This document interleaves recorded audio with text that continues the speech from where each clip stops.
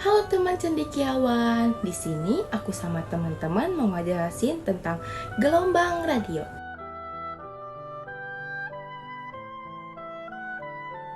Sebelum masuk materi, kita harus tahu nih apa sih tujuan pembelajaran kita.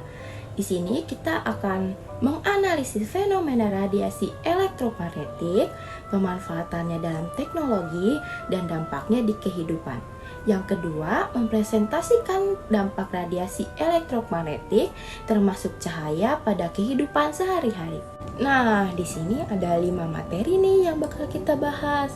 Yang pertama, definisi gelombang elektromagnetik yang menjadi cikal bakal adanya gelombang radio. Yang kedua, definisi gelombang radio. Apa sih itu gelombang radio? Yang ketiga, sejarah gelombang radio. Bagaimana terbentuknya gelombang radio?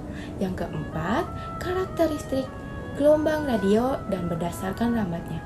Yang kelima, manfaat dan bahaya gelombang radio. Di sini kita mulai dengan gelombang elektromagnetik. Apa sih gelombang elektromagnetik itu? Gelombang elektromagnetik adalah gelombang yang dapat merambat walaupun tidak ada medium. Energi elektromagnetik merambat dalam bentuk gelombang dengan beberapa variabel yang bisa diukur, yaitu dari panjang gelombang, frekuensi, dan kecepatan. Setelah membahas tentang gelombang elektromagnetik, kita jadi tahu nih kalau gelombang elektromagnetik itu gak perlu medium dalam rambatannya. Contohnya gelombang radio. Gelombang radio adalah suatu bentuk dari radiasi elektromagnetik dan terbentuk ketika objek bermuatan listrik dimodulasi atau dinaikkan frekuensinya pada frekuensi yang terdapat dalam frekuensi gelombang radio dalam suatu spektrum elektromagnetik dan radiasi. Sejarah gelombang radio. Gelombang radio dilakukan pada tahun 1901 oleh Guglielmo Marconi. Frekuensi saat itu sebesar 1 MHz. Jangkauannya melewati Samudra Atlantik. Lapisan atmosfer bumi memiliki sifat konduktif sehingga gelombang radio terpantul dan merambat mengikuti kelangsungan bumi. Tentang karakteristik gelombang radio. Yang pertama, gelombang radio merambat melalui atmosfer. Yang kedua, kecepatannya sama dengan kecepatan cahaya. Yang ketiga, mengalami pemantulan, pembiasaan, interferensi, dan difraksi. Yang keempat, perambatannya tidak memerlukan medium.